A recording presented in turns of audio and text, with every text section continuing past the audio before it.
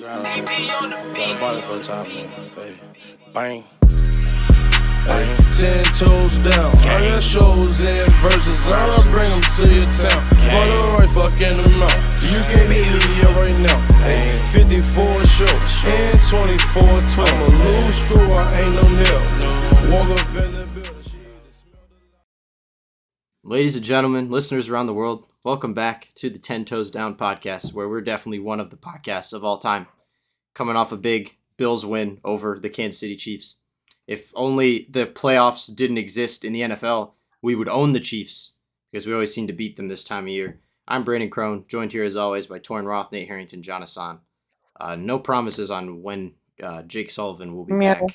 He has a thing that started coming up on Wednesdays when we film, so it's going to be tough to get him on. He has like service for some class or something. Anyway, so we're going to be starting off with a little bit of a different thing today. We're getting right into what the title says. We're talking about a very exciting, shocking trade deadline. We're going to be grading different trades. We're going to be getting into some other stuff with, what team surprised us that made moves, what team surprised us by not making any moves. Let's address the elephant in the room because we're mixed on it. Sauce Gardner traded to the Indianapolis Colts for 2 first-round picks and A.D. Mitchell. What do you guys think about this trade? I think it shocked me in the fact that Sauce Gardner got traded in the first place. I did not think that his name would be available, but giving up two firsts for that and A.D. Mitchell. AD is not great, but he's a rookie. There's so much potential there. Second year, sorry, my fault. But there's so much potential there, and 2 first-round picks for that. I mean, that's a little. They took his contract too. They took the bulk of his contract. They went boom, all win now. So they're contenders. The Jets saved a lot of cap space 2 years from now, 27. They have like 30+ million in cap savings now over the 2 trades. When you're 1-7, I think everybody's available because they're bad. They're really bad, and their one win would have, they would have won regardless of who the other team had at QB. As we're starting to see with the Cincinnati Bengals, it doesn't matter who plays QB for the team. It doesn't make much of a difference. But I'm not a fan of this trade from the Colts side. And I know some of us are and some of us aren't. My opinion on it is this is a really big win now move.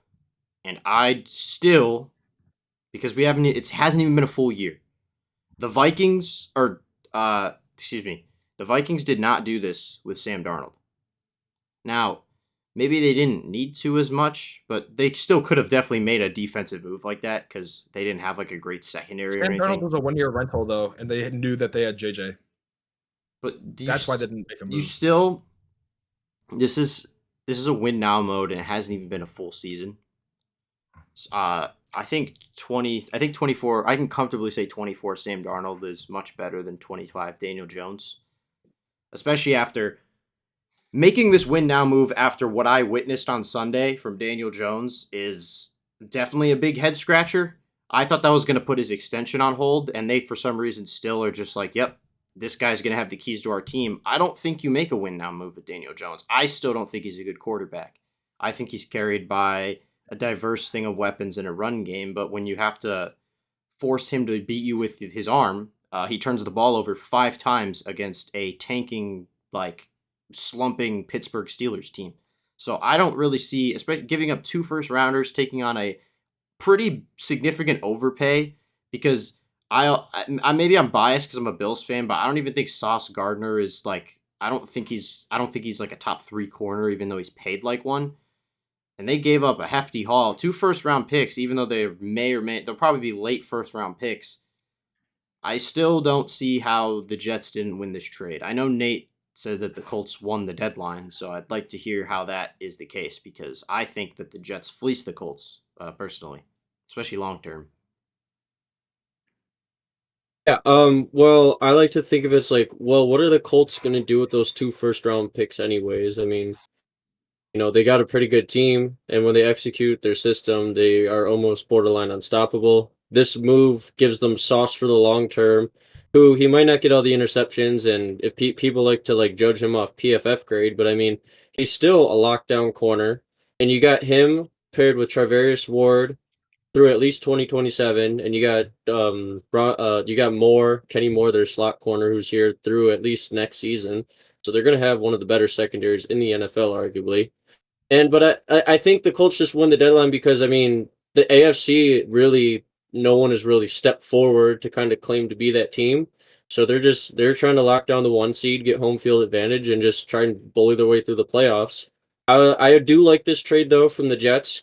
Getting, as we'll talk about the Quinnen Williams deal after this, I'm sure, but getting value for the young players that you have on your team. I mean, 2 first-round picks is really good, and they can use the help, like, literally wherever. They're a quarterback away from having a somewhat capable offense, and you can use these picks to turn around your defense. So, I mean, I'm not going to sit here and just degrade the Jets because they did a phenomenal job at getting draft capital, but I like what the Colts are doing in terms of building that win-now team, capitalize, and take your division. I mean, the Jags fall off is happening, so they're going to secure the South more than likely. And as long as the Daniel Jones extension isn't too crazy, I don't think it'd be ridiculous to sign him just because he fits a role on that team. And when executed, I mean, it's clean football. They score a lot of touchdowns, and they have one of the better teams and better offenses in football. I think long term, this probably should favor the Jets, barring what they do with those picks and how they develop. But in the short term, in terms of contending for a championship, I would definitely say, yeah, the Colts probably have won the deadline, in my opinion. In terms of the Daniel Jones extension, his contract with the Giants, it's going to be crazy. His contract with the Giants was $40 million a year for 4 years. So this already has to be higher than that, right? He'll be making like 50, if not mid-50s. Yeah, I understand the QB market's going up right now, but it is absolutely ridiculous for Daniel Jones to make $50+ million per year. How is that not ridiculous? Sam Darnold making? How much is Darnold making?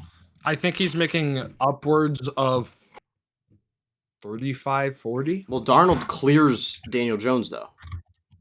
But again, that? I would say though that they both they fit a hole that the team needed. I mean, Darnold's doing it everywhere now. Daniel Jones, though, is, I mean, if you take dual threat and running and everything, I mean, he's okay. Wait, so this is a good thing to talk about then, because Daniel Jones, Vanilla Vic, say he gets a contract extension, he'll probably make 50 mil.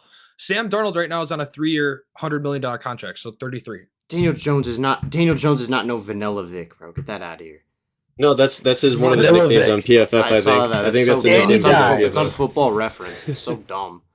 Not no Vanilla Vic. That's always been his nickname. That's always been his nickname. He's not no Vanilla Vic, bro. He does not remind you of Vanilla Vic, dude. When he tripped about to score a touchdown against the Eagles, fucking clear skies, about to score, and he tripped and busted his ass. That's when the Vanilla Vic name really arrived. He's the perfect quarterback for the Colts, so that's why the extension would make sense in my opinion. You guys are gonna see Daniel Jones will become Daniel Jones sooner rather than later. Y'all will see. I'm not the biggest Jones guy, but if you just look at it, he fits the role that the Colts needed at quarterback compared to a guy like an Anthony Richardson, and they're winning football games. He's gonna lose them a playoff game Anthony himself. Richardson is the worst quarterback you could ever have. Anthony Richardson's a high bar. You got to look at the Pittsburgh Steelers, though. I mean, they took what they saw against the Colts with their ways that they want to run their traps and counters, and they just plugged guys like Cam Hayward in the gap to just shut down that run game. So then, yes, it was just trying to beat you with his arm, but regardless, the Steelers have always had one of the better defenses. I mean, Jalen Ramsey literally was trying to kill Michael Pittman anytime that dude touched the ball. There's a little clip montage. Shit, though. That was the thing. The Steelers' defense was really bad.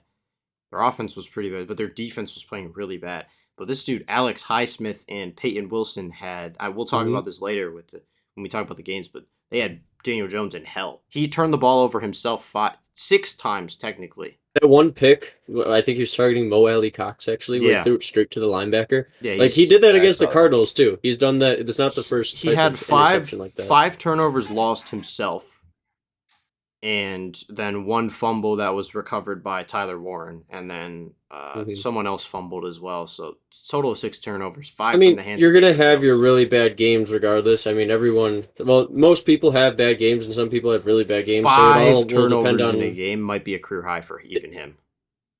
It will just depend on how the Colts bounce back and what happens. That's Nathan Peterman level, dude. He threw 6 picks. Mm-hmm. That's 5 turnovers. That's like you're right there, and he could have turned it over 6 times. That's right there. I mean, I've seen Josh Allen throw like 3 interceptions against the Falcons at Highmark in a blizzard snow game. Like it happens. I mean, the Colts even like gave him a chance to get them back in the game late in the 4th quarter, and he threw a pick, a really bad one. I feel like every 20 minutes I was just texting the group chat, Daniel Jones, like more and more capital letters each time he turned the ball over. Daniel Jones isn't like a great quarterback, but he's a good quarterback to help the Colts win. Is he good enough to make a win now move like that and potentially the way they're playing? Yes. I would say the way they're playing, yes. I mean, just based off the fact, currently what, they're 7-2 right now. The Colts have one of the best team in the AFC at the moment. Record-wise. In terms of the AFC, like again, your teams like Buffalo, Kansas City. I mean, they have their moments, but like again, the Colts have been the most consistent team in the AFC. They have the 1 seed. It makes sense. I mean, you go and address a weakness because of injuries on your defense. I mean, you're getting an All-Pro corner, arguably. It's a great trade. They also, besides Denver, and if you want to call the Chargers a good team, they haven't beaten a good team. I'm looking at their schedule right now. I think you guys are a little too focused on regular season. If you have the Colts right now as they stand, even with Sauce Gardner, in a divisional round matchup against the Buffalo Bills or the Kansas City Chiefs, I've seen crazier. It's not ridiculous. I could see Jonathan Taylor could easily run through any of those teams. I don't see it. Honestly, I'm not overwhelmed by the Buffalo Bills. I don't see what I am. I'm not overwhelmed by the Buffalo Bills. We just Margeldorf the Chiefs. We'll get into the game later. The game was what? Margeldorfed. The game. We'll get into the box score is what it is. That was we dominated them. But we'll get into that when we talk about the games. So, what I want to... It makes sense, though, in a year where the AFC like this is extremely open. I don't know. I think the Jets won the deadline overall. What surprised me the most is that they traded defense because the offense, in my opinion, is what's been disappointing on the team. And I get that's because of Justin Fields, so you can't really trade away the weapons. But they made another move on defense, trading Quinnen Williams to Dallas for a 1st-round pick, a 2nd-round pick, and a former 1st-round pick in Mozzie Smith. Terrible deal for Dallas. I don't understand why Dallas is making moves as if there's some amazing. This is worse than the Gardner trade by far because I don't know why they're making moves like there's some insane. You're 3-5-1, isn't it, Gooning? There's no guarantee Sorry, it's November, Nate. We gotta chill. They're 3-5-1, right? And they just made a move that maybe we should make because we don't have Ed right now. There's no guarantee that Cowboys over the next couple of years are going to be a contender either. They might even lose George Pickens this offseason. Like I wouldn't have minded. How are they going to pay him? And you got Quinnen Williams, who's aging, and his contract and the cap that they're going to have to take on is only going to get big. Like it's going to expand. Dallas's cap situation's fucked. Because I mean, I love Dak, but they gave him way too much money. They put all their money. $50 million. Reminds me of a team called the Cincinnati Bengals where they kind of put all their money into their quarterback, a wide receiver, and then they kind of like. Well, it's good to put the money in the receivers that carry the quarterback, but putting $55 million a year into Joe Burrow is the mistake. Arguably. I was gonna say, who else would fill that role though? Joe Flacco just did. He just did. Flacco was 40 years old. He just did. He just threw for 400 yards for the first time in his career. We'll get into it. He's not your franchise. We'll get into it. But with the Cowboys, they also traded for Logan Wilson from Cincy, which was a better trade because the linebacker position it's closer. Their trades are getting closer to the secondary, but they didn't actually make a trade in the secondary, which is what they need. And I'm just confused why they trade for Quinnen Williams when they traded for Kenny Clark in the Micah Parsons deal. Yeah, you still haven't addressed the edge. You still haven't addressed the secondary, which are the problems. You're not getting to the quarterback, and you're Jerry Jones running receivers. a football team. Jerry Jones has run the Cowboys into the ground. The Cowboys are not the team that they used to be. Like, nobody even thinks of the Cowboys anymore. Like, free Dak. Put Dak in the Cincinnati Bengals. I get it's not the 90s anymore. I get it's not the 90s anymore. But when, like, Romo was at quarterback and even the early days of Dak, people were talking about the Dallas Cowboys. But now it's like... Just till there's Aaron Rodgers in the playoffs. Nobody cares who the Dallas Cowboys are. Nobody thinks of them as, like, the clear-cut winners of the NFC East. They're a laughingstock. 3-5-1 is really bad. Especially for the Cowboys. They're not as bad as the Commanders, but they're really bad. Commanders are all old. And they just made a win now move. And I don't understand that. I would give the Cowboys arguably an F grade in the trade deadline. They can't give up so much. Jerry, you know what? The only thing I'll defend by this is, didn't Jerry Jones in a recent thing say that he doesn't? We want to stay relevant. Didn't he? Yeah. Was it him? He wants to win now before he dies. Was it him or Woody Johnson that's recently said in a thing? Well, if you look at it, I guess I'm not that good at drafting. Well, that was Woody Johnson, I think. Probably Woody Johnson. Yeah.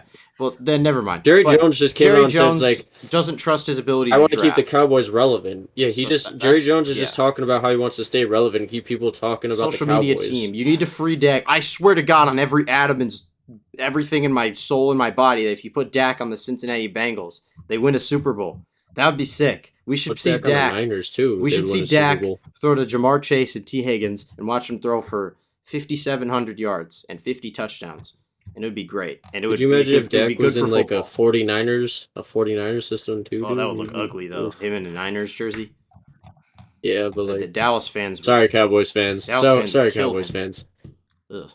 Same if you went to Green Bay. I think the Logan Wilson. What did they get for Logan Wilson? They just traded a 7th, and I think they got a 6th. I think they traded a 6th or 7th, and then got whatever the one in return with 6, 7.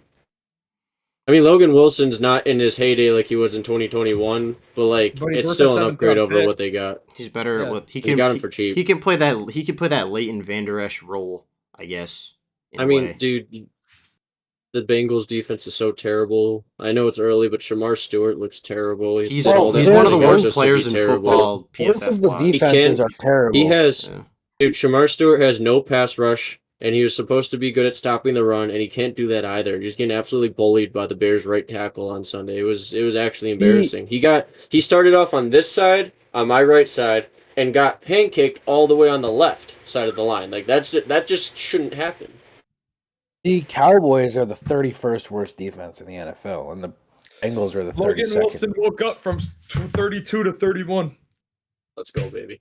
Let's go. Ron Bland, we love you here. Getting into the Philadelphia Eagles. There is no reason why any team in their right mind should trade with the Eagles. Why? The Eagles did something called... Are you scared of Jalen Hurts? No, I'm not scared of Jalen Hurts. Sounds like you're scared of Jalen Hurts, Torrin. I'm scared of the God Squad that they built around Jalen Hurts. That makes it look good. Jair Alexander's terrible. I was gonna say their answer for the secondary was Jair Alexander. They're just boosting it, and they're the injuries, bro. I mean, I was gonna say, you have a good enough team. Why do you need more? No, they don't. They don't. This is what I'm talking about. This dude Torrin doesn't watch Eagles games. He just judges Jalen Hurts because it's popular to do so. They don't have. Bro, you're more of a Jalen Hurts fan than a Bills fan. I'm not. You just. I said this before. I said this before, and I'll say it again. I would defend Josh Allen more here if you weren't all Bills fans. The problem is, like, you guys shit on Jalen Hurts, so I'm always having to defend Jalen Hurts. If you guys shit on Josh Allen, I would have. Not Nate. You can see I do it. You can see on Twitter all the time. I'm always defending Josh Allen, but here I have to defend Jalen Hurts. When it comes to Jalen Hurts, it's mostly rage bait because of Brandon's obsession for Jalen Hurts. I don't actually think he doesn't get the respect he deserves. I don't actually think Jalen Hurts is like that bad of a quarterback. Super Bowl QB. It's he's gonna win at least one more in his career, probably too, because the Eagles are gonna be good for a long time.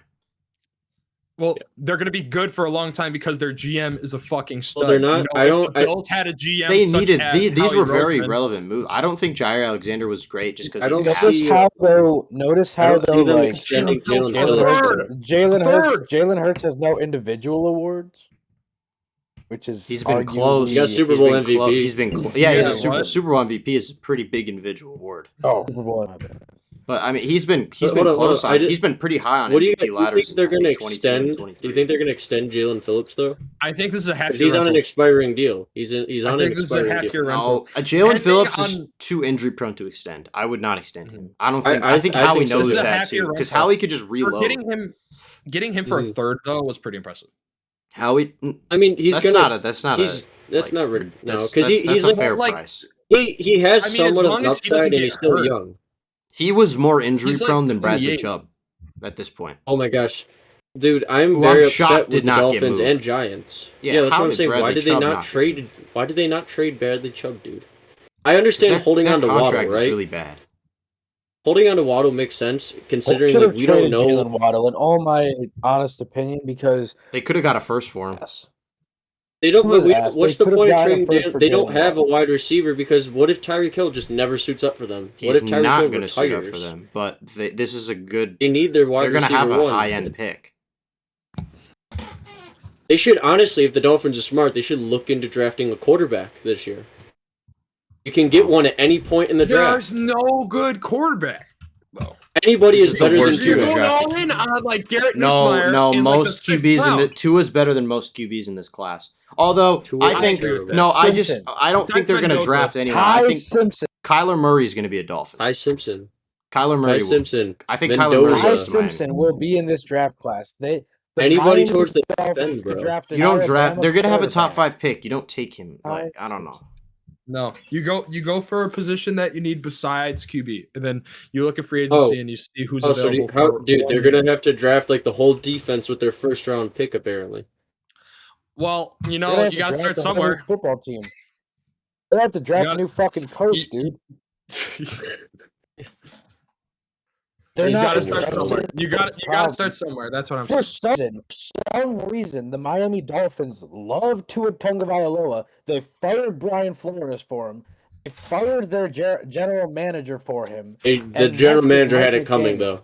Oh, dude, he should have been fired forever. Be surprised. I think Miami, with their high pick, should take a receiver. Surprised if Tua Tagovailoa is starting QB for the Miami Dolphins. Dude, what's a receiver gonna do when no one can block for Tua? Tua just being that's what I'm saying. That's why I thought you trade. I think you trade Waddle and restart with your high end pick, and you have another first rounder with your high one. Who are the good receivers coming in this year for this draft? Jeremiah Smith is not gonna be. That's what I'm saying. I don't think he's gonna be in this draft.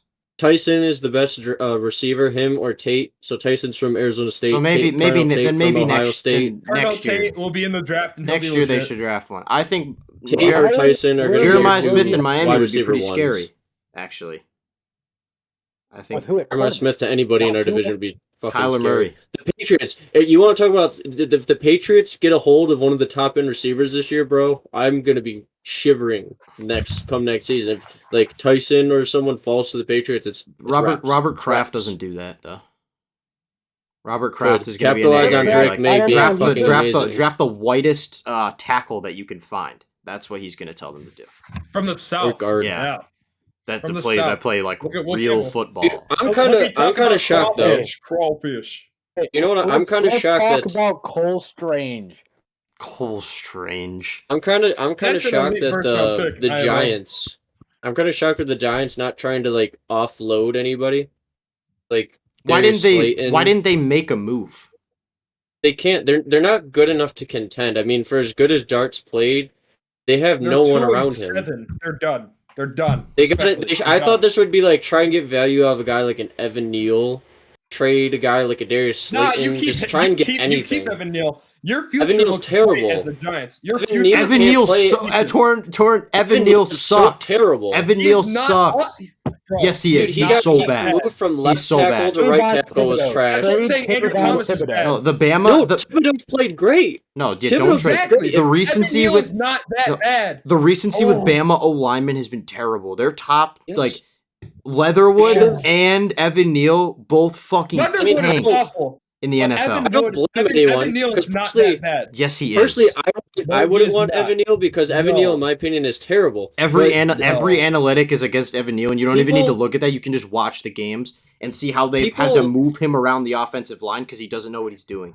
He's really People bad. wanting to trade Kayvon Thibodeau, it's ridiculous. I'd argue that he played his way into an extension. He's played really great this year, and I think he benefits a lot off the draft pick in Abdul Carter. Tibbs, Carter, and Brian Burns. Keep them together. Brian Burns is playing like Depoy right now. Like, Keep them together. insane, That's bro. a deadly pass rush, man.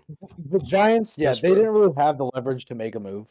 They Their aren't that fans good really team. wanted them They- to. I thought they should have like traded for some form of receiver instead of signing Ray Hey, McCloud. didn't the Buffalo Bills make a move? I was We just about to wanted say, why the Brandon Beane fuck to did we a not move. make a move? What is our Brandon Beane? Bean is on the Brandon Bean is can I on my say- hot seat. Can I man. say? Bro, Can I say? Calvin Ridley, Can I bro. say- The two Brandon people Beane we were in talks is for? terrible. Well, we were in talks for 3. We didn't get Jacoby, so then we got on the phone with Washington and tried to get a double package for Von Miller and Deebo Samuel. And then we talked to the Titans to try and get Calvin Ridley, and both fell through. What is up with Brandon? What Beane? I are know we talked about this doing? before. What What is up are with the- Brandon Beane and trying to get utility players? What the we don't need fuck are we doing? utility players. We need a wide receiver. We need an alpha. We don't need some guy who could play running back, receiver, tight end, fucking middle linebacker if we need him to. We need a wide receiver that is just a wide receiver who could get separation, who has speed, and who could make catches. I'm sick of seeing us pick up guys like Curtis Samuel, fucking what's his name? From the Chargers. Josh Palmer. Palmer, who's hurt. Josh Palmer. Like, why do we pick no-name guys that are the bottom barrel of their team's depth So wait, charts? am I the only one I that's don't not like care about panicking? Am I the only I one think that's like? this. I don't think the squad as is wins a Super Bowl. I'm not So panicking. I am a little. Dude, no. panicking here. Look at it like this. I'm not that worried. Just because like I think if we did make a move, obviously we get better. But I mean, you just look at what we did to Kansas City, dude. We are built through the run, and then when we need Josh Allen's. It's like we have the best running offense in the league right now. You know what this means, though, Coupled with when Josh Sure, Allen is we're in the on like he playoffs. just was, bro. Like we're fine. You know this not making a move for a receiver means we're banking on Gabe Davis. Bean is like serious about Gabe Davis. That's what this means. Dude, look at though, right? Look at how Dalton Kincaid has played. Bean is serious about I mean- Gabe Davis. Whether you guys like it or not, not- Bean is serious about Gabe Davis in 2025. I'm not worried. I think the Bills, we might not be as I won't say as talented as anyone else, but like the Bills have we have James Cook, the best running game in the NFL. We have a top 5 passing game in the NFL. Like there's nothing to really be worried about. It's just it all comes down to just execution. In terms But, of but it's like this week was the only week in a few now that the Bills actually looked like a good football team. that's Like, what I'm saying, they dude. can- Like like this week was the only week that they looked like they were a competent football team. All the other weeks, if it wasn't our offense shitting the bed, it was our defense. Josh Allen in the we just pass dropped game, like Josh 40 on Allen in the the pass Panthers. game, the last 3 games has been terrible. Aside from this week against Kansas City, 3 games leading up to the Kansas City game, Josh Allen in the passing offense has looked terrible. Keon Coleman, terrible. He's looked horrible. Khalil Shakir, he's doing Khalil Shakir things, but he's not a wide receiver 1. We're a So run it's like- I am not team. gassing up 40 I points on get Andy that we're a Dalton, by run the first way. team, but we That's can't ridiculous. continuously rely on James Cook because, like I said before the podcast Yes, started you filming, can. both of the games that we've lost, James Cook has been under 100 yards rushing. Then, We lost to when the James Patriots Cook isn't because of rushing dumb over 100 mistakes yards, we by can't ourselves and pass having the more than football. 15 flags throughout that whole game. All I'm Let's saying relax. is the Buffalo Bills against Kansas City. The only game you could give a shit about is the Falcons. We looked terrible against the Falcons. The Patriots, we beat ourselves. Straight up just beat ourselves. We didn't have the run game. We had terrible turnovers, and we had a shit ton of flags. None of that helps in terms of gaining momentum going forward. The Falcons, okay, whatever. The Falcons were all over us. We looked terrible. But like, You pump need the an brakes, alpha dude. because the problem is we just showed the Chiefs. We have the We don't have but the We don't have anything else in our bag. Like we just showed the world the playbook. Like that's the best we can do. And we just had to use it in week 9. Hoyt played really well, and we just lost him for who knows how long. Has there been a confirmation? Hoyt is out for the year. Hoyt tore his Achilles. Right. Listen, though, I'm very amped about Maxwell Harrison, and I was saying this in the group chat after the game. Maxwell Harrison, I'm very amped about him. I've always been very big about him. Give him a year, and he's better than Benford. It's like, I can't. I love the Buffalo Bills. Obviously, we all do. We love our Buffalo Bills. I can't feel confident in this squad strictly because we continuously shoot ourselves in the foot. I agree. The squad is not. And, like, dude, think about this. Whether it be 15 penalties in a game, whether when we played New England and we had all those penalties, but we also had, like, fumbles in the first quarter, too.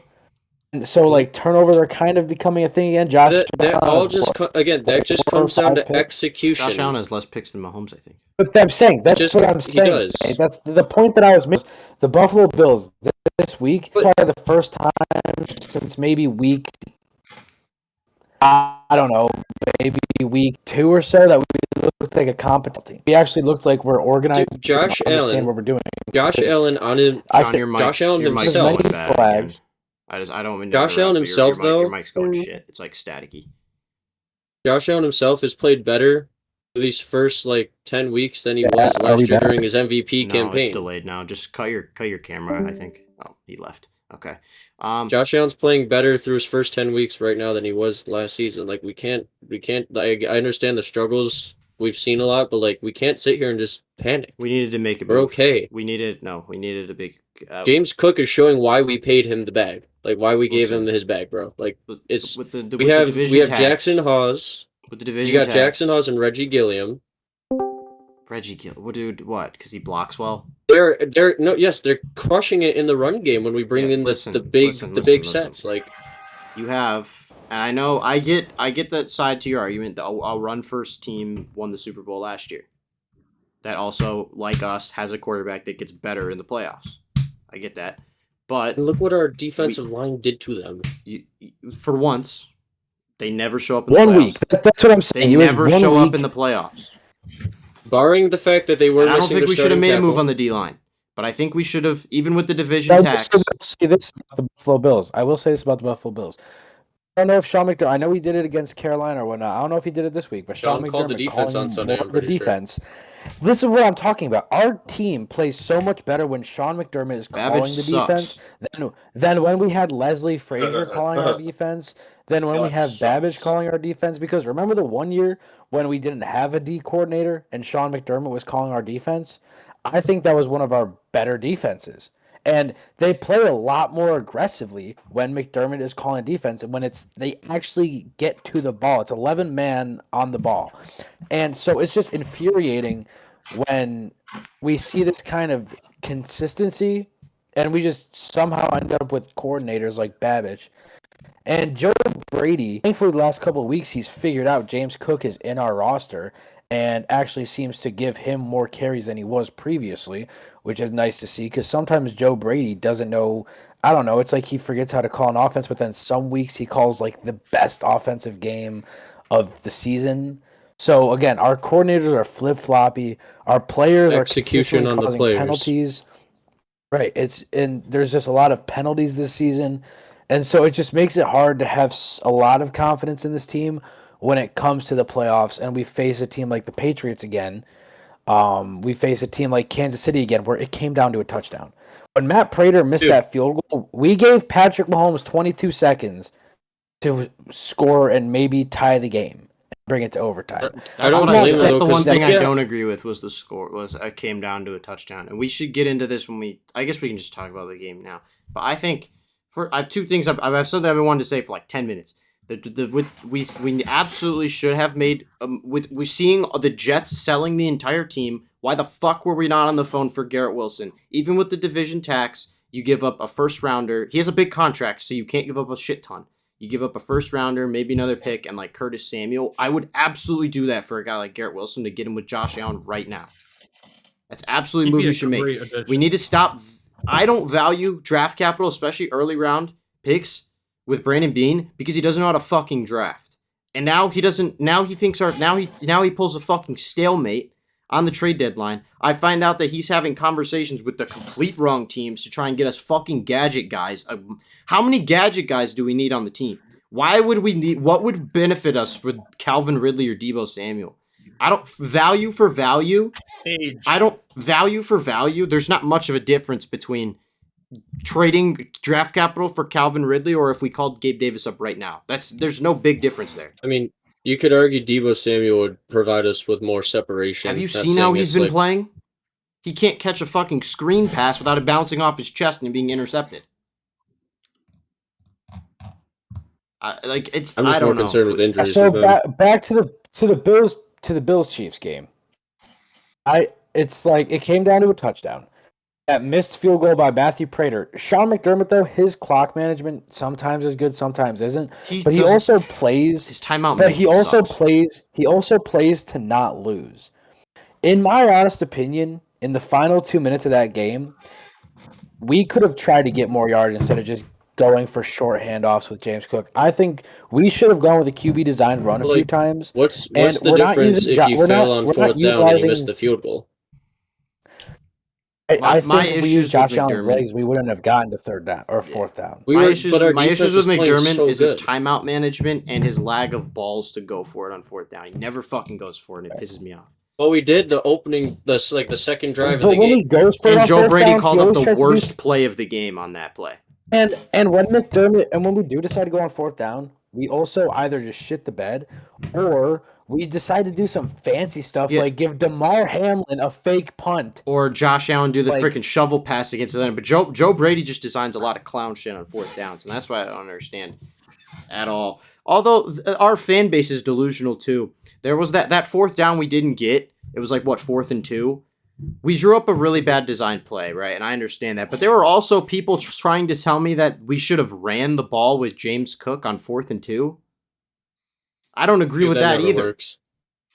It wouldn't work. I don't fucking agree with that either. That's not going up against the Steve Spagnuolo defense. On fourth down, the thing is, barring the down and distance, fourth down and putting the ball in Josh Allen's hand, the only time I've ever disagreed with that statement was when we did the stupid-ass tush push in the championship game, and I had the biggest crash out of all time for a solid hour and a half telling them, how do you not give James Cook the ball after he just freaking space jammed half of their defense on the goal line?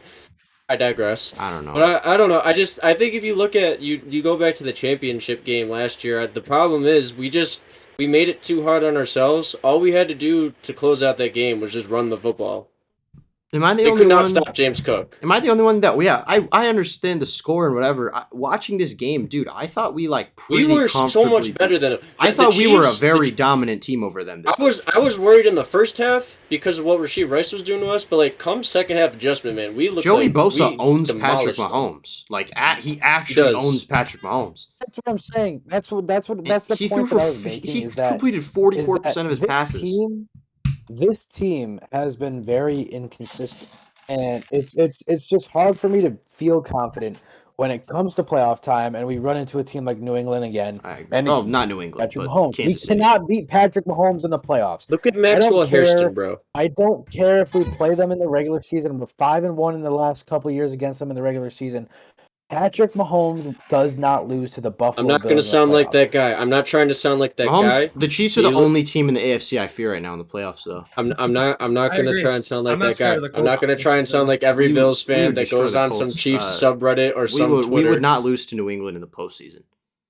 I'm not trying to sound like an if guy. I'm not trying to sound like that. But we would have beat them 13 seconds, barring some shitty ass defense, and we should have beat them last year if we just didn't get in our own way. That's all I'm going to say. I digress. Well, in a world of what ifs, we'd be 6-time Super Bowl champions. So yeah, you can say that about any team. I'm talking in reality, though.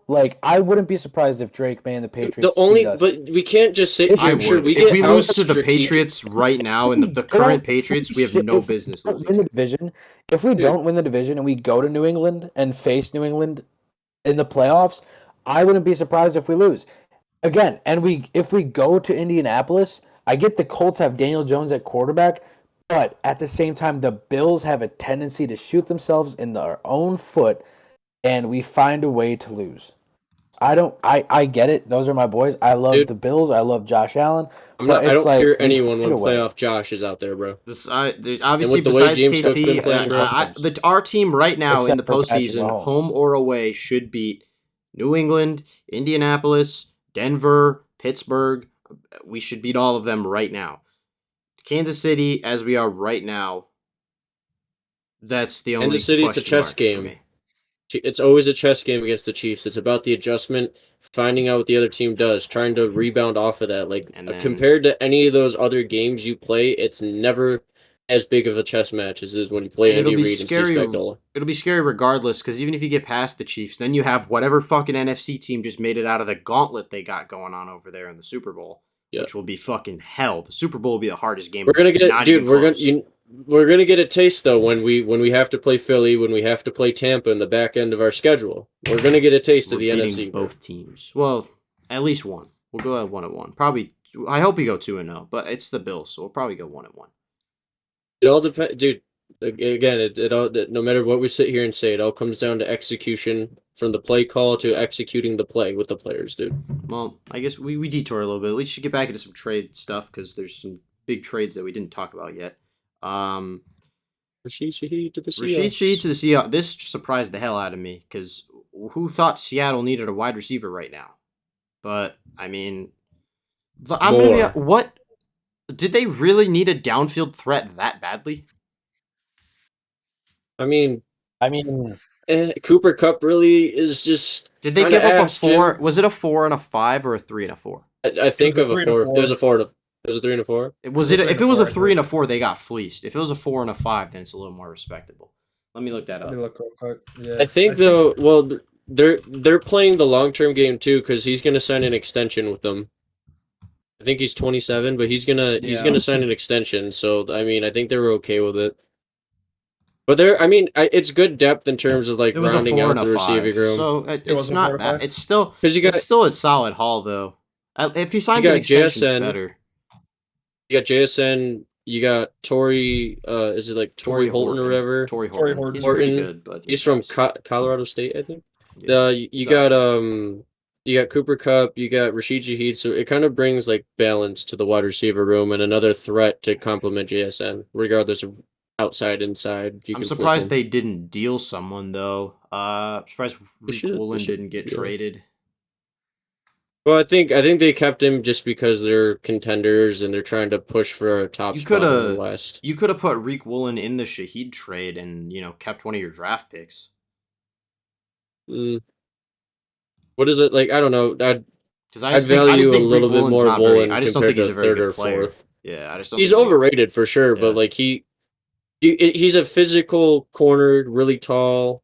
I think he's both the picks you trade. You could do Reek in like I think Reek in like a 6th could get it done for Shaheed probably. Maybe Reek in a 5th, but I mean their best. I haven't heard much of Witherspoon this year. I mean I don't watch a lot of Seahawks football. I know he's got. Well, they have that other guy though that's been really good. Kobe Bryant. No, him, but then there's the other one too. There's another one. I don't know Seattle secondary off the top of my head. Okay, this was a solid trade. It can it's obviously another win now trade. It makes a lot more sense to go. Josh Jobe is the guy I'm thinking of. Oh, okay, yeah, he's been playing really well. But anyway, sorry to look that up. But this is much more of a respectable win now move. I think Sam Darnold clears Daniel Jones because Sam Darnold is winning his team games with his arm. Daniel Jones is winning his team games by handing the ball off. That's the difference. So, and at the end of the day, when it comes down to playoff time, it's going to come down to the quarterback play. And I think Seattle's a better team than Indianapolis as well. It's not by much. Both are really good teams in their own right. Both would be a team that you wouldn't want to face down the stretch. But this is a player. She's going to make a lot of impact. A lot of Bills fans wanted him to come here. I didn't think it was the best trade because, I don't love Josh Allen's deep ball in the Big 25. So a downfield threat like that probably wouldn't get used as much as we'd like to. To say something. I'm going to say something that's highly controversial, probably, but What? um, He's never had one. I mean, I have more faith in Daniel Jones leading the Colts in the playoffs than Sam Darnold.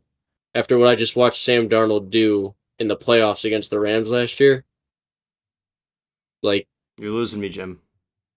he's still Sam Darnold at the end of the day, and he still has Jones to I was prove gonna say, himself. at the end of the day, he is still Sam He's Darnold. still He Sam still sees Darnold. ghosts. What I just watched, Daniel Jones is still Daniel Jones. Why are we? But he's won. It's He's won a playoff game. He's Indiana It's one Jones. game this year, and He's Indiana Jones. Sam He's the Darnold is GOAT. now doing it on his second team in 2 years. I'm not gonna try and sit here and act like I'm shitting on Sam Darnold. but, Darnold's like, playing. Is Darnold not playing better, way better this year than he was last year?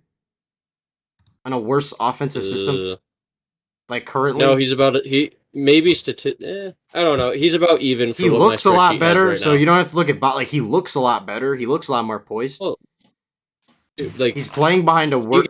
well, yeah, but he just played with Justin Jefferson last year. Now he gets JSN. I mean, like, But we come have on to, now. dude. He downgraded in receiver room. He downgraded in O line. He He's stayed got about the he's same got in the run better game. defense. He downgraded at He's tight got end. the better defense. Mm. Seahawks defense is better. They're playing so good right now. Their coach is Yeah, calling yeah, phenomenal Yeah, defense. it's not by star power, but I get. Yeah, they're calling a better one. They're scheming. Their defense Yeah. is schemed perfectly for what they got. I No, don't no, know. Okay, I'm hold not on. trying to But like. before I'm not before we advance, I have to go. All right, I'm see sorry. ya.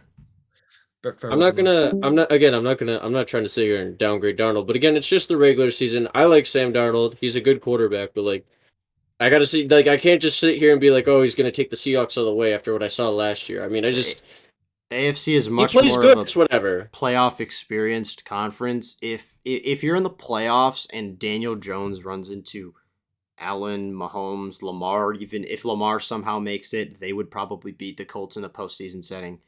Probably, but it's not playoffs. Upsets happen. It all comes down to how you play. And I mean, the Colts are could going to be the easily high. beat That's the what I'm Bills. saying. They're going to get upset. Yeah. They're going to be the high seed. I think they're dude because okay, I don't think they'll get the one. That'll I be could us. see the That'll be Colts- us or Denver. like, Because I could Denver's see just the so good in the Colts fourth going quarter. far just Although- because of how dominant of a team they've been. But again, it wouldn't shock me if they get bounced. But like again, I can't sit here and put like, oh, Sam Darnold's going to go on this deep playoff run because I mean, it takes one good defensive scheme to completely throw off a quarterback. I mean, just again, look at what the Rams did to the Vikings last year, my guy. It just depends on how you evaluate the AFC. Am I the only one who's just not moved by Denver at all? They're like one of the more Bo fraudulent. Nix's regression is definitely need to He be studied, but they still got sucks. the defense. The defense is still really They just good. play and it's so gonna keep well them in in the games. fourth quarter, which is what you want to see out of Yeah. a team, obviously. And their defense is Bo amazing. Nix actually himself does. Yeah. Their defense is still playing well without Surtain, which is crazy.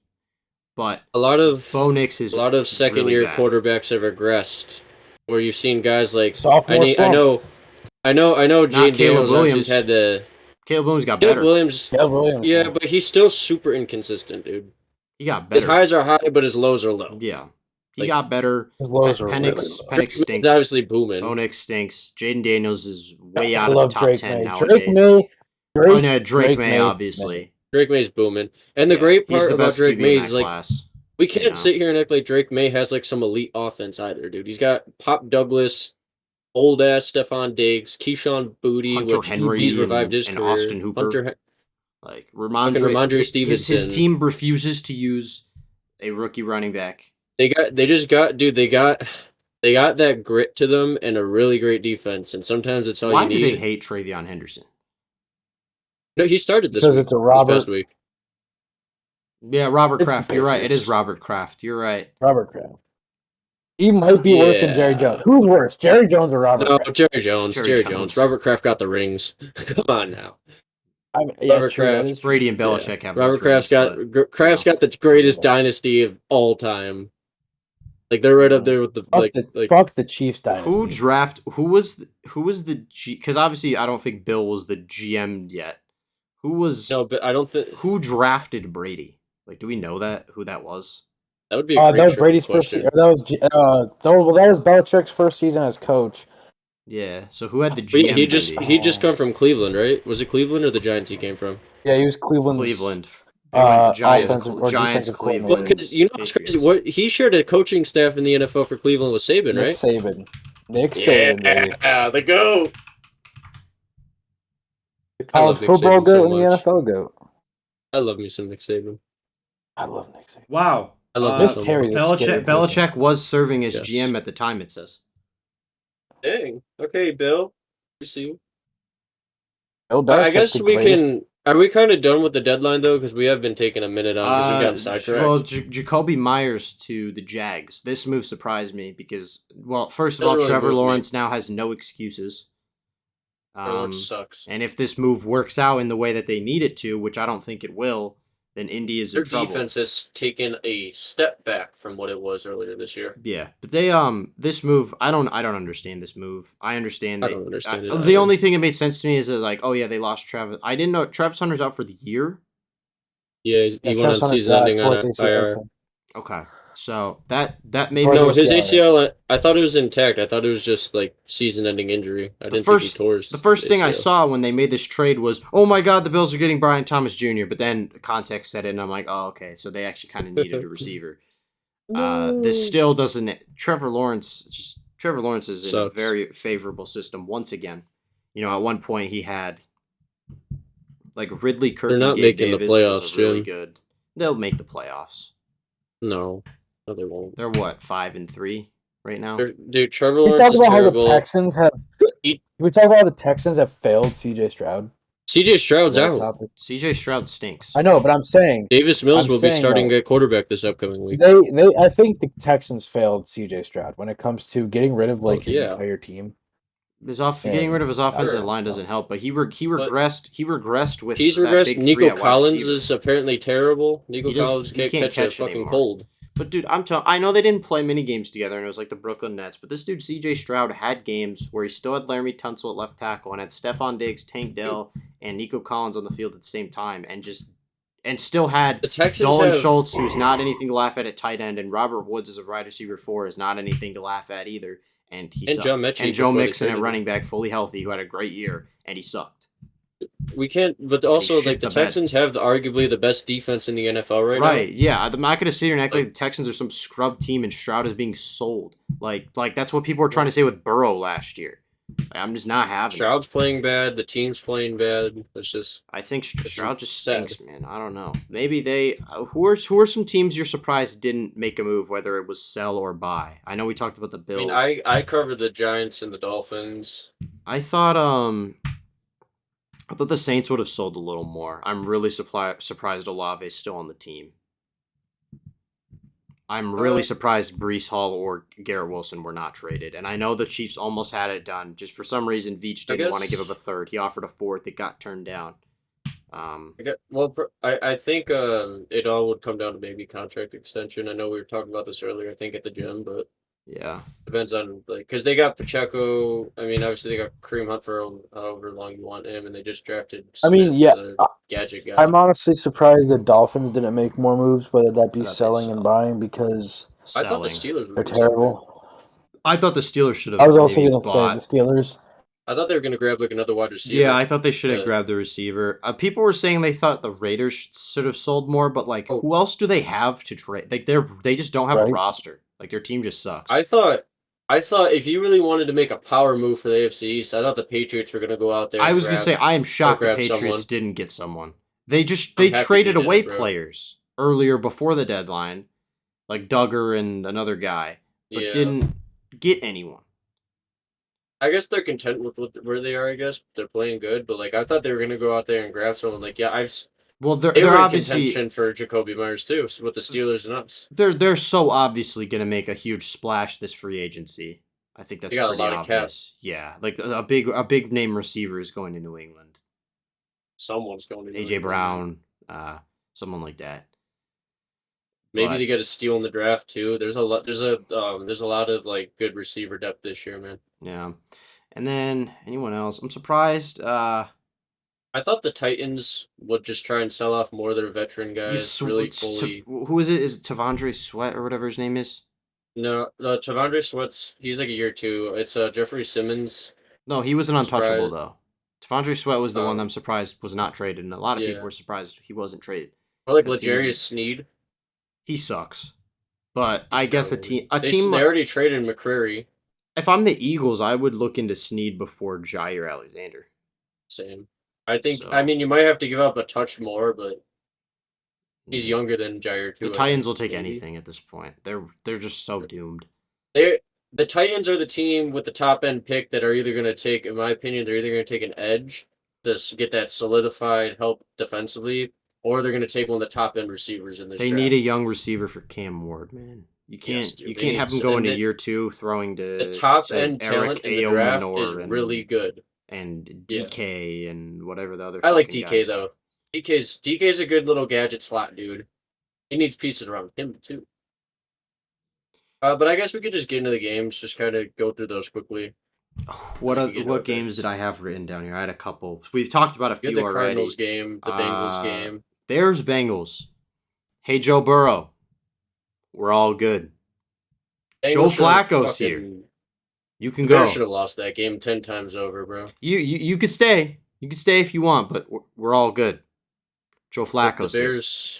The Bears should have lost that game. Colston Loveland breaking out. Proving me wrong, because I thought that was one of the worst picks of the first round last year. And it still might be. Have it low. Because why would you not take Tyler Warren?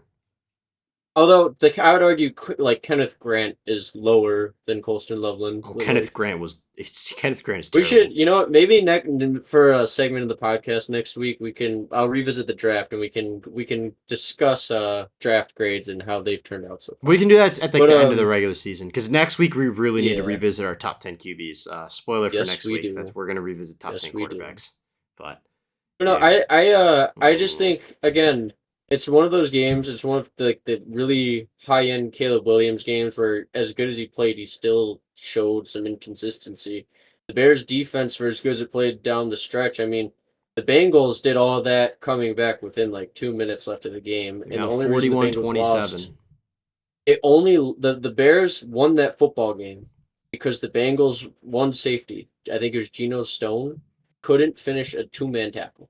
Yeah, that's just ridiculous. Flacco threw for 400 yards for the first time in his career. He threw for 470, and people want to tell me that Joe Burrow is the key piece in Cincinnati, and it's not Jamar Chase leading that offense. And the Bengals have no run game. They have one of the worst lines I've ever seen. They have they do have the worst defense in the NFL, and this isn't really just me talking about Brown. I'm just saying some general thoughts right now. Chase Brown is not the answer. He's absolutely terrible. Jamar Stewart for his early. I mean, it's very early to judge a draft pick, but he looks terrible. Trey Hendrickson, I don't even know. He should. Why was he not traded? Yeah. That's another one, the huge one. Why did the Bengals not sell anyone? They probably want too much. They wanted too much for him. The Bengals didn't trade anyone. The Bengals have Logan done such a terrible... I don't know. The Bengals have done such a terrible job since the Super Bowl that they were in of keeping the core of the team and building around that. It's disgusting because you got talent in Burrow, you got talent in Jamar Chase, you got T. Higgins, and then you just got all these sorry ass guys around them, and it's just we're watching some of the best players of our generation just get fucking wasted. It's really just Jamar Chase that has been the most electric.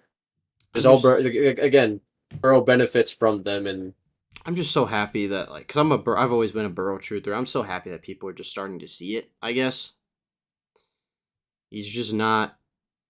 He's not this top 5 guy that everyone's always like, oh, Joe Burrow, because he just puts up his people like to box score watch. Dog. Burrow is good. He's good, but he's not elite. He's not one of the guys. He has great pieces around him. Let's not act like he wasn't being put in that, top 3 to 5 conversation for years and years, and he just is not. He never was that guy. He's always just benefited from having such a great offense around him, and even then, what has he done? Besides one Super Bowl appearance where we've gone all over it time and time again, and I'll die on this hill for as long as I live, he was not the premier player by any means. He wasn't even on the premier side of the football for that team in that playoff run. And he still has not thrown a fourth quarter or overtime touchdown pass, and that'll last this year. He's about to miss the playoffs for the 3rd year in a row. I know he's hurt 2 out of 3 times, but that's a player thing at this point. He's about to have 3 This is his third pretty much season-ending injury that he's had in his career, or at least significant injury. As good. I just think as good as the Bengals offense is without Joe Burrow, I still think Joe Burrow, they're at their peak. They should be at their peak when Joe Burrow's on the field, and you saw that last season, regardless of And then I don't know. And for the Bears side, I mean, they just put up 48 points with DeAndre Swift out, and Rome Odunze, I don't even think had a target. No, he didn't. He had 0 stats. Yeah, I know he had no catches, no yards. I don't even know if he had a target though. Monongai. DeAndre Swift. You know that meme with the rabbit with the clock? DeAndre Swift, the clock is ticking, buddy. You're gone pretty soon. Hey, DeAndre Swift. Mongrel is here. Terrible. We're good. People should have. Colston Loveland soon will take Cole Kmet. I can't believe Cole Kmet. Could you imagine if they drafted Ashton Jeanty, bro? I can't believe Cole Kmet. They gave Cole Kmet that contract. That's like when we paid Dawson Knox. It's just so bad. And then took Dalton Kincaid. Yeah, exactly. It's the exact same thing. Colston Loveland had a good game. DJ Moore had a really good game. He had a rushing touchdown, I believe, or was it a pass? Oh, passing touchdown to Caleb Williams. He had a passing touchdown to Caleb Williams. I think he had one too on an end around. He did. Because I know it said he had I seen a clip earlier. Well, then maybe I don't know who had the passing touchdown. I know he had something. I think he had the passing touchdown too, but I think he also had an end around or Caleb a Williams, touchdown. Ben Johnson cooking up. They dropped 48. They almost choked the game, so I'm not going to give the Bears. I'll say this: I like the Bears, but the Bears they're not there yet. They're not there yet. They show the flashes, but it all comes down to more consistent play week in, week out. They don't. Williams. They don't have. Caleb Williams is still.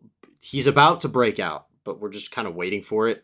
He needs to elevate himself more as a pocket passer because he can make all the crazy plays outside and when the play is breaking down. But he's got to learn how to hang in the pocket and deliver the ball. I don't mean to tie this into this, but I mean obviously week to week I do my own quarterback statistic things and I put them on and obviously not everything stat wise. But I just look at a guy like Caleb Williams and it's like, well, he's not bad, but if he could just throw the ball for a more of a higher completion percentage, it would help him a lot more in terms of elevating this offense.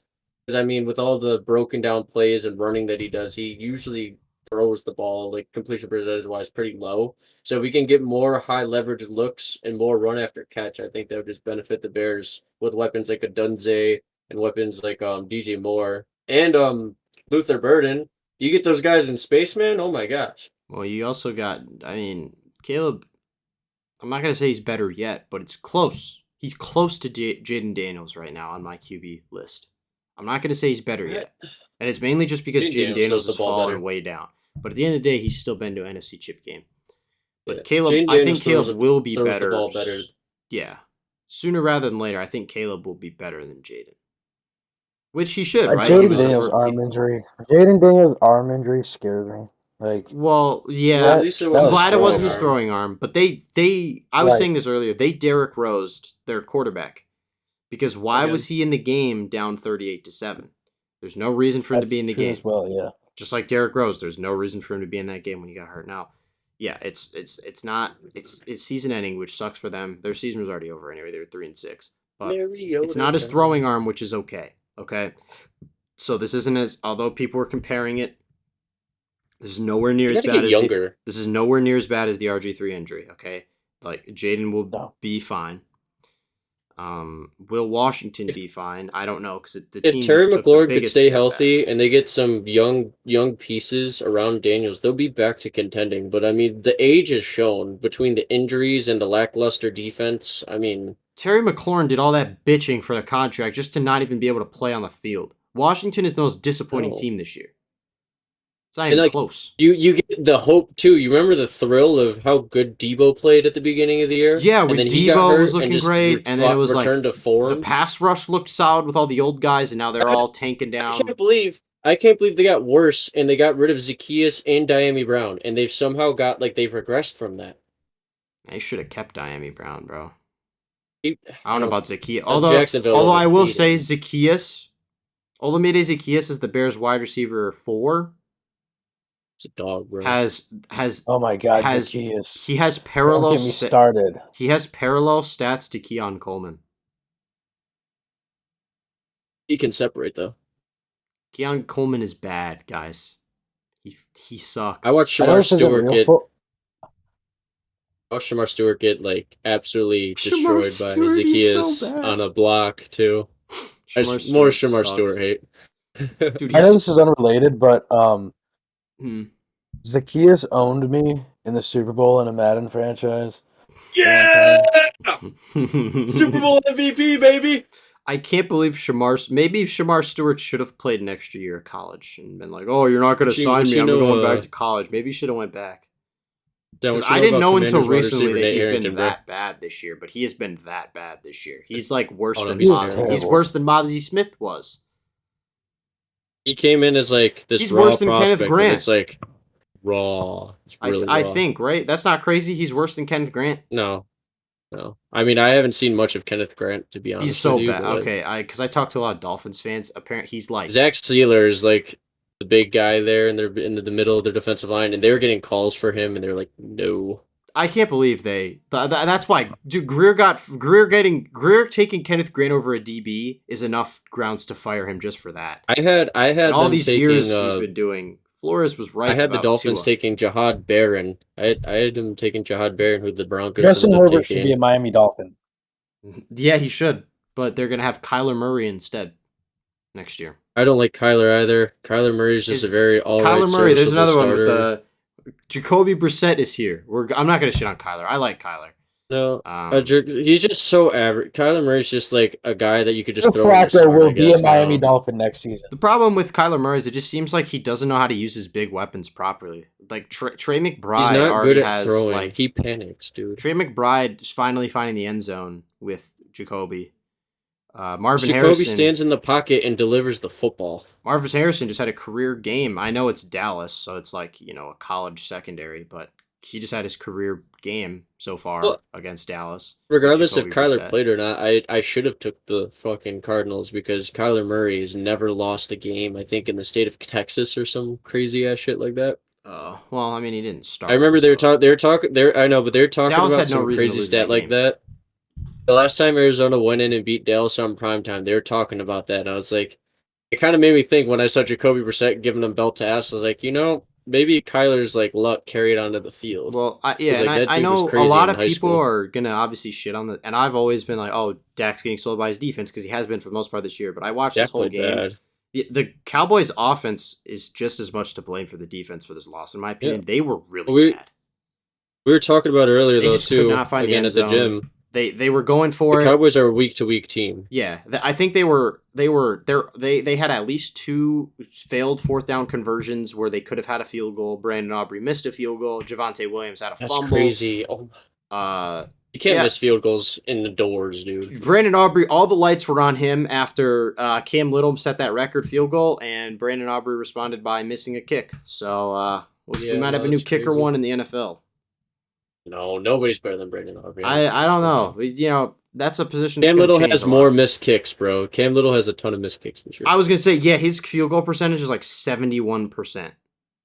Yeah. So that's probably true. Yeah. But with how the agendas work with kickers, a lot of people are gonna say Cam Little. Who knows? There's a new kicker one every week, dude. It was the Colts guy, and then when I started him, he snapped his leg. This was a game that I didn't really understand why I was on primetime either. But it was a fun watch because I got to see Jacoby Brissett ball out for my fantasy team and a bunch of other stuff. I can't believe this is the same player last year that looked like complete ass on the Patriots.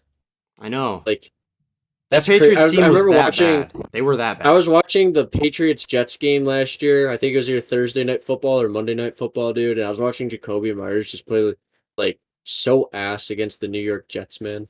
They were there. The Patriots team was that bad. But that's why they just shows you a testament of how great Drake May has been playing. You know when a team fires the GOAT, that's they're bad. Like the roster's just terrible. Yeah. And they had just drafted a franchise guy. Belichick himself, I mean, he wasn't that great of a drafter. So yeah. Well, I won't say top.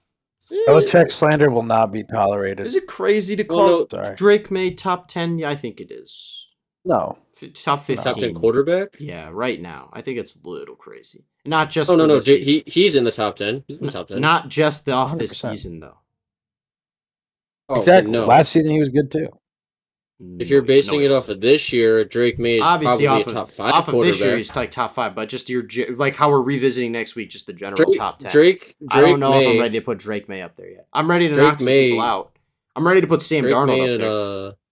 In my QB ratings, which I hate because it's hard to do QB stats, and like it's hard because mainly some guys get absolutely hoed because of the rushing game, but like you got to include some rushing stuff for the dual threats of this league. But it's like Drake May for me has been in this stage of the NFL because it's not Drake May has been the quarterback 1 back-to-back weeks for me, which is the first time that's ever happened when I have been ranking quarterbacks, and I've only done this for like a year and a half because I started at the end of last year. But no, Drake May has been my QB1 back-to-back weeks so far, and also I noticed when I did my spreadsheet this week, quarterback play is actually kind of based off this week. It's gone down a little bit. There's a lot of the top guys who played really bad, like Daniel Jones, and Patrick Mahomes. I mean, 44% Patrick Mahomes went down slightly. No touchdowns and a horrible interception. Why? Imagine if Josh Allen in that moment threw an interception there. Yeah, Josh Allen's like really bad interceptions. Like, what are you doing? Mahomes does that sometimes, where he just makes Mahomes sometimes will make the most boneheaded fucking decision you've ever seen. And it's like, what are you doing? Drew Phillips will just forget how to play football for the New York Giants. Chiefs fans talk to me about it sometimes, and the more I watch him, the more I agree, because he seems to have at least one of them in the regular season against the Bills every year. And obviously he has the range. Like, sometimes Mahomes will sometimes make the dumbest fucking decision you've ever seen in your life. And it's like, what are you doing? How is Chris Collinsworth going to try to say this was a good play? I'll say this. Would you say that is Patrick Mahomes' like worst game of his career? Yes. Or is there? Yeah. I mean, it was his worst completion percentage of his career. No touchdowns and a turnover. In a must-win game. In a must-win game. His team is now 5-4. To throw interceptions and clutch. The Chargers and Broncos both won. They are this week still too. through in the West, and they have lost already to the Chargers. They are not winning the AFC West. They got to play the Chargers and Broncos. Still play the Broncos twice and Chargers once. Yeah, they're not winning the West this year. Yeah, the streak is over. The Bills are about to have unless the Chargers Charger. Denver won't. Denver's. Hold on. Let me backtrack because a couple podcasts ago I was talking about the Denver Broncos. They still don't move me. They're just somehow winning games. You're gonna take the Broncos over the Chargers? I was like, well, the Chargers are going to Charger, and they are. I mean, they just get hurt. I still think Chargers might win, but the problem is Denver has devil magic this year, dude. Justin Herbert might just be the most like turnover-prone quarterback in the league at the moment. Yeah, he's not been playing great football, but dude, you cannot look at Denver and be like, yeah, this is an amazing football team. I watched them have a dogfight with the Jets at 9 a.m. on a Sunday. And Houston, they're in a dogfight with Houston. I'm not gonna sit here and act like Denver is this amazing team. They have a terrible quarterback. Much better defense though. Nick friggin' sucks, dude. Stinks. Dude, no, the Chargers. I mean, they're lucky that it didn't carry through the whole game because, dude, the Titans special teams and the early defensive like the pick six and everything, they're lucky that the Chargers didn't just fucking spiral out of control. The Chargers were in a dogfight with the Titans this week, man. Mm-hmm. And eventually they pulled away, but like they only won by 10 points. Eventually that was like further down in the game. Like it was a weird game. The Chargers are going to Charger. I mean, they lost to the Giants, so when Theo Ash is tweeting Herbert sucks. Or Herbert is so bad. That's how you know. The biggest Justin Herbert fan. That's how you know, man. Though I will say, Justin Herbert, I found when I was doing it, I found out that Justin Herbert leads all quarterbacks in rushing right now, like 200, like almost 300 rushing yards. Wow. Oh yeah, because he's been really scrambling a lot this year because he has no O line. So will Trevor Penning solve that? No. Because Daniel Jones leads. They're cursed. Daniel Jones leads passing yards, and Matthew Stafford has a 21-2 touchdown interception ratio. So, last game I want to talk about for this week, because we already talked enough about Colts, Steelers, and then obviously Bills, is the Vikings upsetting the Detroit Lions on the road. J.J. McCarthy looked really good. Still had that pick. Jared Goff did not look good. Jahmyr Gibbs was absent. I got a live update. Not that it's like crazy important for the podcast. No, but so the Titans just came out and said that they won't be making any deals with the Patriots over how things ended with Mike Vrabel. Gives me a lot of very similar vibes of what's going on with UNC in New England in terms of scouting and letting players visit with Belichick and all that. I just think it's really stupid, and people need to like grow up because we're talking about full grown adults right here in an industry. Bro. These are grown men. But anyway, we'll continue. So I happened to look at my phone because I had a text message and I saw that. I was like, dude, why are people so pity? I don't know. But... JJ should start the rest of the year. He looks way better than Carson Wentz. Well, John, like I said before, while we were waiting for you, we were talking football. And I was thinking, I was like, well, people got to take this year for JJ as almost like his rookie year because he didn't play it all the year before. And obviously, I don't think he was going to play because of Darnold being there. But like, we got to expect that although JJ hasn't looked great, same with like Cam Ward, like you gotta give him time. You gotta give him another season before you start like really judging them. When we started filming like on this topic, the point that I made was that they should have kept Darnold or Jones for at least another year. Yeah, they had Darnold and Daniel Jones at the same time. The hard part, though, about keeping Darnold is because you just traded all of that for McCarthy. They couldn't keep McCarthy is so unproven. Like, he hadn't played a snap of NFL football. And so it gets to the point, like, you had Daniel Jones and Sam Darnold at the same time.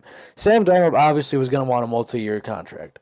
And Daniel Jones was just like a practice squad guy, like, whatever. He's just he's depth now at the quarterback position. He's Danny Dimes. Danny freaking Burgess. Vanilla Vic, Indiana Jones, the GOAT. He sucks. The GOAT. This is John. I see John's point. This is the issue I have with it is that they traded up for JJ. Yes. They didn't just draft JJ. Yeah. They gave up for JJ because they panicked. That's why they had to start him this year. And that's why, with all this stuff, and then Denver had to draft Bo Nix like way earlier than expected, and all this other shit. Let's be real though. Well, yeah, and then you said you got Atlanta taking Penix, which just like completely shocked me. But no. What my thing is though too is it probably forced their hand and made the decision a little easier because you could get a cheaper quarterback after, again, like I mentioned earlier, the way Sam Darnold looked in the playoffs against that Rams team. I mean, they probably were like, hey, now we can kind of just cut ties and go with JJ McCarthy. Here's what happened. Here's what probably happened. Sam Darnold, obviously, the deal with the Seahawks, they're like, we want to make you the guy. So he's going to go there because he wants to go play. Daniel Jones gets an offer from the Colts. Hey, I have a really big chance to start here. I'm going here. Mm-hmm. I don't want to be in a QB battle with your rookie that you have all this trust in, that Kevin O'Connell. Anthony Richardson. Loved. No, not Rich. I mean, like, with JJ, with the Minnesota. Kevin no. I'm saying, like, Anthony Richardson. It's like, are we really, like... I know Jones was kind of Daniel Jones was never even an option for them because it was literally just between, hey, are you guys going to keep Darnold around or are you going to go with JJ? And then they were like, JJ's our guy. So it was never even a discussion. They have to bank on the move that the GM made. Now, if he doesn't work out and they lose both those guys and they had to trade up to get this guy, that's a fireable offense for a general manager. I think they trust O'Connell. I think they trust O'Connell with the way that he's been able to use quarterbacks in his system. And I think it also evolves their system away with how McCarthy's more of a mobile. Like we were saying, the value of a dual threat quarterback. It takes obviously Caleb Williams is the far better athlete between McCarthy and Williams, but it takes guys like that to really hammer down their mechanics and pass from the pocket. Kind of like how you saw with Josh Allen, where it's not like you're not forcing yourself out of pockets and you're staying in to make throws and make the game easier and slow down for you. Right, just like because Vanilla Vic. But you gotta do stuff like that, and if we can see like Caleb and JJ do that, then it's gonna make them far better football teams. And I mean that could also just you got an NFC North where we could see McCarthy versus Williams contending for the division year in and year out. Because Jordan Love is really bad. The Packers' offense is so disappointing. Jordan Love had the worst throw I've ever seen, and it was dropped. And then he had another one in that game that was pretty much just as bad. Jordan Love is not good. That's what I was telling people last week when I picked him to be overrated. Properly rated. He's carried by one playoff game. we want so badly to say, oh, the Packers are just so good at drafting quarterbacks. They gave this guy the keys after 1 year, and it may go back to bite him in the ass. And we were talking about, oh, these big If I moves go with out there Parsons and right everything. now, This I is go out not- there right now, is my Camaro gonna be in the driveway? Jordan Love is not winning you a Super Bowl, but for the Vikes, this was a big win. You know, they're not out of it. I think they're 4. Are they 4-5 now? They go and they're Maybe. Are they? I will say though, got to give credit to Carson Wentz playing through the labrum injury to keep them somewhat in contention. They're 4-4 now. So like, dude, this and Detroit's 5-3. That was a big game. Detroit's injured. Detroit's all injured too. I said earlier in the year, like 10-7 is not ridiculous for Detroit, and they're on pace for that. People glaze them way too. Super Bowl favorite Detroit Lions. They're 5-3. Like they're the Lions not. Are gonna lion. The Lions are gonna lion. They're Lions, not. when they're They're not clicking, are even the amazing. Super Bowl. There shouldn't even be this. There's at least 2 teams in the NFC that I take about. I might take Seattle over Detroit too. Definitely Rams and Bucks. Seattle might be better than them too. The record says they're better. They play in a tougher division in my opinion, but probably just about the same. Did Seattle play Detroit this year, or am I just no? I don't think they did. I feel like there's always the Detroit versus Seattle is always one of those games that happens like week 2 or week 3 that are always just insane games. Super for some high reason. scoring. Yeah, I know. What Yeah. you mean. I mean, they do Tyler Lockett not a couple play years this ago. year. The Lions do play the Rams though, and they will lose that game. That's going to be an interesting But game. the Lions have a chance to bounce back against Marcus Mariota this week, so that should be good for them. But that's a big win for the Minnesota Purple. I'm going to give and take. I'm going to talk about the Rams. I'm going to talk about the Rams real quickly when we get into our pick'ems, just because they play the 49ers this week, and like those games are always like. It's a good time to segue and wrap this up. Yeah, because I always feel like Rams and 49ers is one of the biggest toss-up games, regardless if it's the first or second matchup. Because like you look at a game like this year with how the Rams are playing, and then the Niners come into their house and absolutely mollywop them with Mac Jones and Kendrick Bourne. And then you go back, even back when they got like CMC for the first time, it's like, they're still the Rams. The Rams just won the Super Bowl, and the Niners go into SoFi and beat the Rams. It's like they run almost the exact same offense, like that West Coast run-heavy play action built off of it. Like, I took the Rams, I think, this week.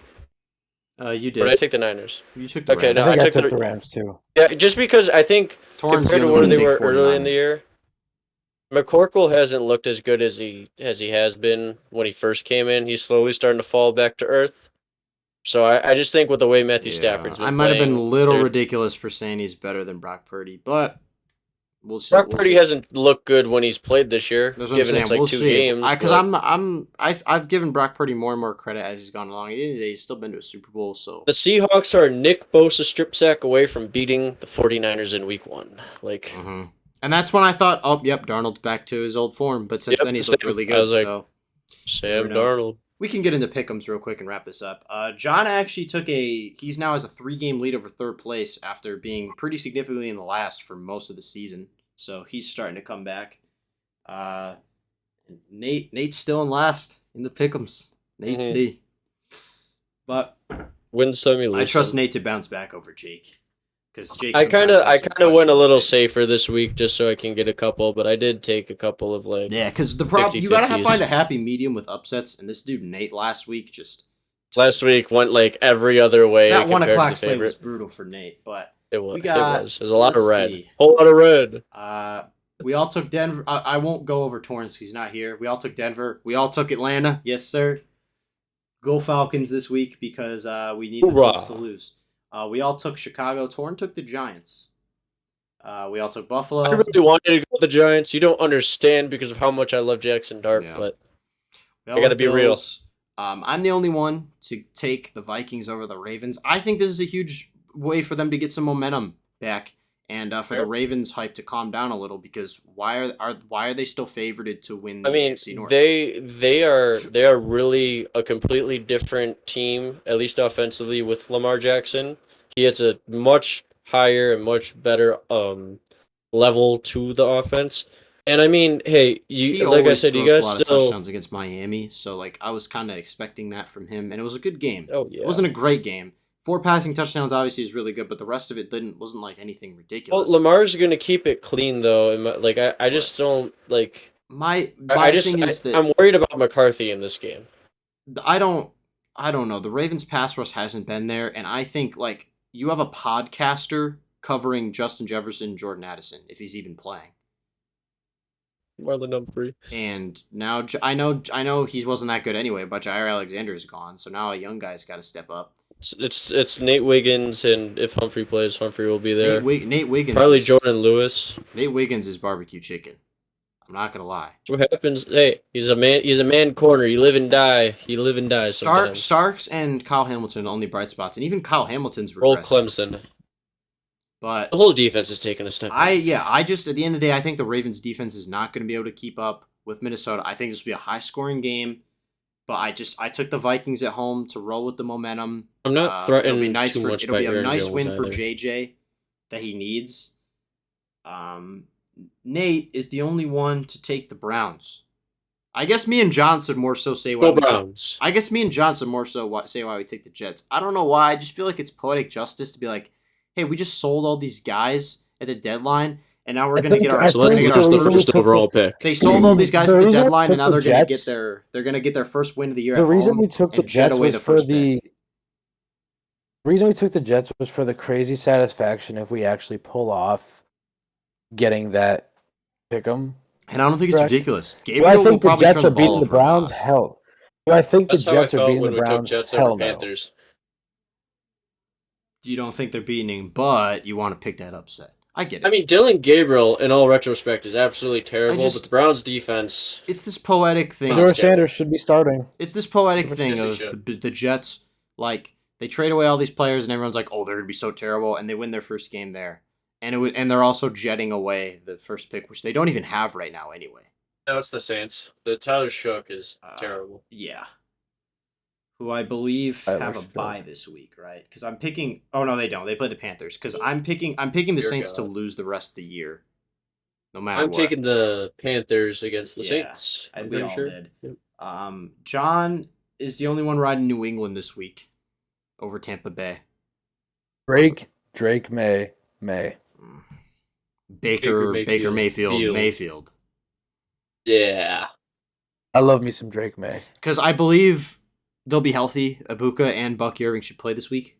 Yes, sir. My fantasy team, when it doesn't matter, it's back, baby. Oh, they're back this week?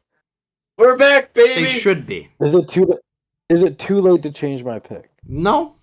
The game hasn't started. Can do it live. I don't blame you, though. The Patriots got a good defense. I was going to say, it's not a bad pick to pick the Patriots. I picked the Patriots team, and I want the Patriots to lose, so I'm trying to will it into existence. Because I still think guys like Pop Douglas are going to... Yeah. I just think Tampa's defense is good enough to stop the Patriots' as badly offense. as I wanted to pick the Broncos, you can't pick the Raiders. Man. They're just You're going to look at me in the face and take Geno Smith and prime their wide receiver one is Trey Tucker, no? Yes, it is. Yes, it is. Him and Tyquan Thornton. So, Tyquan Thornton is on the Chiefs. Oh, no, wait. It's something Thornton. Who did they draft this year? It was something Thornton out of I think Tennessee. Something. D. Maybe his first name begins with a D. Has anyone Dante Thornton. Has anyone picked up Trey Tucker in fantasy? I think Landon has him. Yeah, he does. Dang it. So and he's only projected 10 points. He's a wide receiver one projected 10 points, but it's because they have 2 tight ends that are better than any of the receivers. So that's probably why. Yeah, Brock Bowers. We all took Panthers. We all took Jags. We all took Seattle. We all took the Rams. Besides Torn took the 49ers. We all took Detroit. John and Nate riding with the Pittsburgh Steelers. So I guess I have to explain myself for the Chargers. This was a game that I actually thought maybe the Chargers could win, but my thing with it was Mike Tomlin can't get too far above 500 at this stretch of the year. So, with that being said, I took the Chargers at home. It will be an ugly game. Herbert will have like 2 picks once again, but I think... The Chargers line is barbecue chicken, Ernie. It's barbecue chicken. And it is barbecue chicken, and Herbert probably will get sacked a lot. Help me! I can easily see them winning this game. The Steelers, like, that's a good pick from you guys. Also,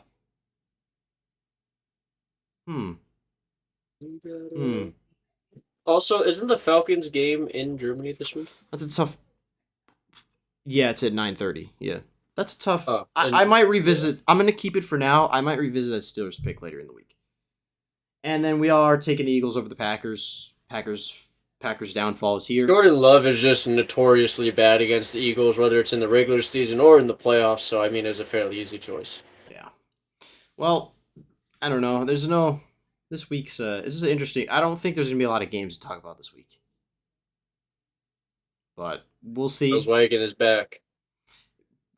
You got a few things. If a few things go our way, which they won't, because Denver will win, we'll be the 1 seed. We're back, baby. But at the very least, we have the tiebreaker over the 5-4 Kansas City Chiefs. If we lose to now Miami, have the bye week to never regroup. seeing me on the podcast again.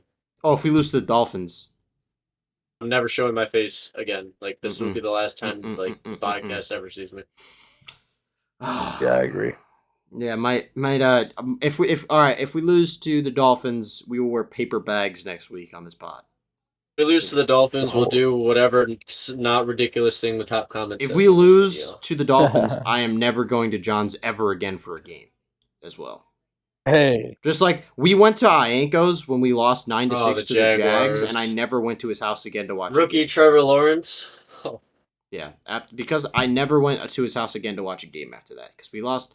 Last time I was at John's, we lost to the Jags in London, but it was not John's now. It was team got John's parents' house. So, but now John has his own place.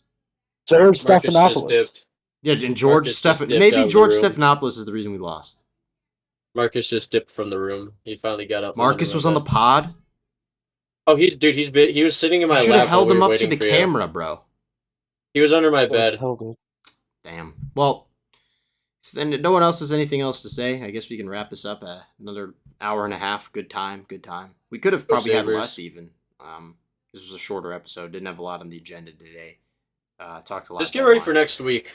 Next week's gonna be a really top good 10 video. QBs next week. Hopefully we're gonna have a lot of because I think we're gonna have some uncomfortable discussions next week with knowing all of us, especially with how certain games go this week.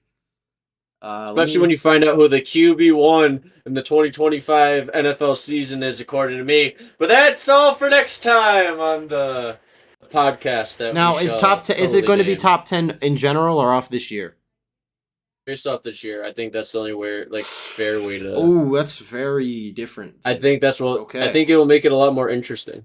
Lamar's not in the top 10 this year. Who's here? Just wait for when Torrin bust out. Drake May's the QB1. So we have to make top 10s off of this year. That's going to be interesting. Mm-hmm. And it's all going to a lot of what happens this week is going to change a lot of things. Let me find out Daniel Jones loses 2 in a row to Aaron Rodgers and Michael Penix. He's not going to be in my top 10. Or else go like QB1 Daniel Jones. All right. Well, we hope you guys enjoyed this episode. Trade deadline was fun unless you were a Bills fan. Then it sucked. Then you were refreshing Twitter for 3 hours. And just to see what it's 4 o'clock. What do you mean my team did nothing? Be sure like, subscribe, check out Spotify if you're watching, check out YouTube if you're listening. All the other nonsense. And we will see you guys next week where we hopefully won't be wearing paper bags on our heads talking about top 10 QBs. Take care. I know.